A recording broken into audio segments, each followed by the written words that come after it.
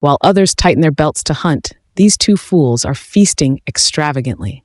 A proud wild dragon ready to spawn, a priceless deep-sea grouper, and a soup made with nibong palm donkey paired with fiery red curry.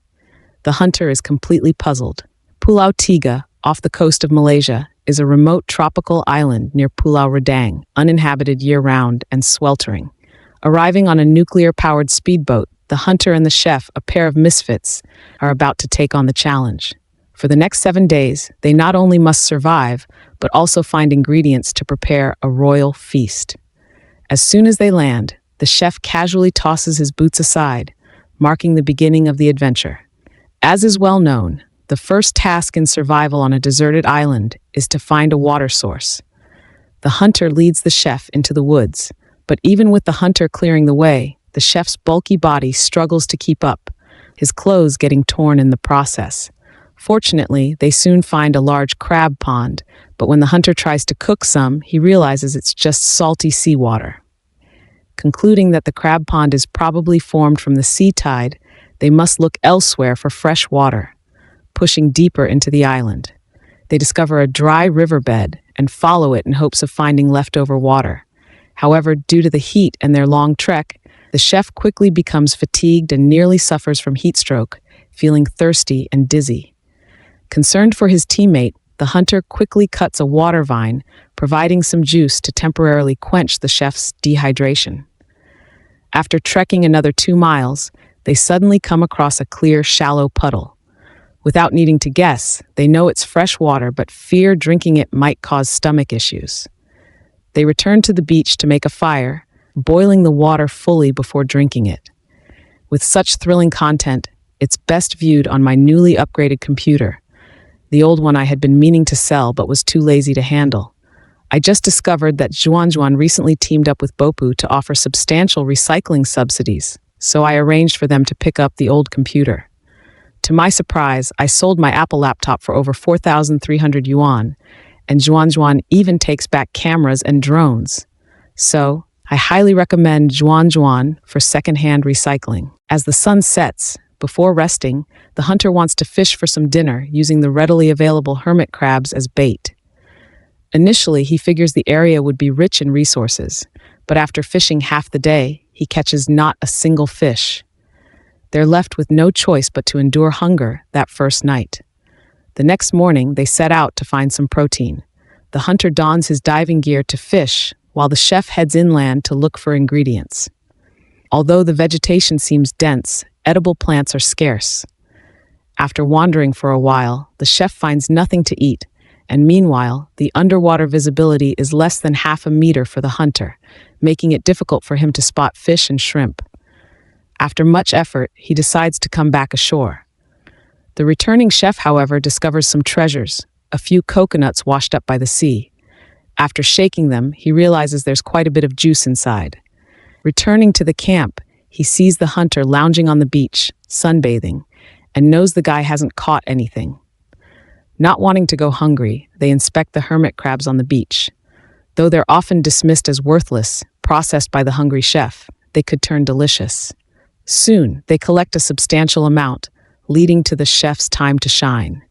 He first boils the coconut juice and meat, then tosses in the hermit crabs. In less than 10 minutes, a delightful dish emerges, looking appetizing. However, after the hunter takes a bite, he's struck by a horrid stench. Seeing his exaggerated reaction, the chef quickly tries one himself and immediately wears a mask of agony. Unlike other types of crabs, hermit crabs feed primarily on decaying meat, and their soft insides have a bitter taste. To avoid further discomfort, they decide to stick it out and endure hunger. By the third day, realizing their island has nearly depleted resources, the hunter proposes a bold idea: to seek luck on a nearby small island across the water. The sea there looks bluer, suggesting a vast coral reef underneath, and where coral grows, fish are sure to follow. The chef, swayed by the hunter's persuasive words, believes it too. However, to reach the other side, they must construct a raft. They gather discarded bamboo and various marine debris, firmly binding it together with rope. Under the scorching sun, they work diligently for 3 to 4 hours and finally create a makeshift raft. As dusk approaches, they have to settle for coconuts to stave off hunger.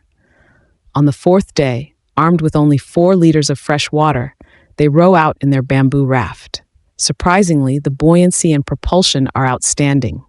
The two laugh and talk while paddling, but encounter opposing winds that turn their short journey of 3 kilometers into a day-long ordeal. After landing and barely resting, the hunter immediately searches for materials to craft a fishing gun. He chops off a straight branch, tying elastic bands from a slingshot to it, and weapons in hand, he eagerly dives into the sea to hunt for fish. A few powerful shots later, he successfully catches a dopey grouper, but before he can celebrate, he spots an Australian lobster hiding under a rock. After surfacing for air, he quickly dives again and retrieves it. Meanwhile, the chef forages along the shore and discovers something good.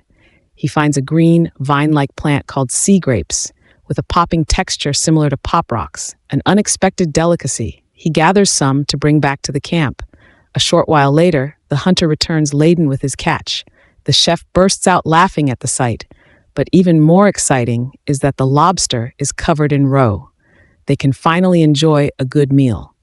To preserve the freshness of the ingredients, the chef plans to make a seafood medley. After cleaning the ingredients, he lays down a base of sea grapes in the pot and fills it with the wild grouper and Australian lobster, needing no seasoning whatsoever. As the pot simmers, the aroma of freshness wafts enticingly. The tender, juicy fish is extraordinarily delicious, and the soft lobster meat melts in the mouth. The hunter savors every bit, licking his fingers clean to avoid wasting a drop. They finish off with some sea grapes, leaving a lingering taste of their splendid feast. By the 5th day, their supply of fresh water runs out, forcing them to take the bamboo raft back the way they came. As they pass the coral reefs, the hunter decides to catch some fish for lunch. He secures the raft with a rope and dives in. Half an hour passes, yet the chef waits anxiously for the hunter to surface. Suddenly, the rope tying the raft becomes loose, causing the chef to panic as he desperately calls for the hunter. Just as he believes the worst, a dark head reemerges from the water. When the hunter finally returns, the chef scolds him sternly for making him worry. Feeling cared for, the hunter smiles. After another half hour of sailing, they return to Pulau Tiga safe and sound.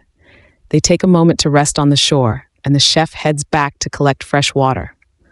On the way, he spots a nibong palm, whose top part offers a rare treat. He chops it down, cuts out the white part, and taking a bite, enjoys its crunchy, sweet taste. He quickly returns to the camp to share it with the hunter, but it's not enough to fill them up. As night falls, they grab a sack and head to the shore to forage for fish for a nighttime snack. Before long, the hunter spots a red snapper. Without wasting time, he takes it down swiftly. Stuffing it into the sack, they return to camp, where the chef immediately gets to work, removing the red snapper's toxic fins. He pours in coconut milk and simmers it with the nibong palm and curry leaves. Soon, a delicious feast is ready. The hunter can't wait to take a bite, savoring the flavorful broth, especially considering the protein content, which is thousands of times that of beef. They are both left wanting more.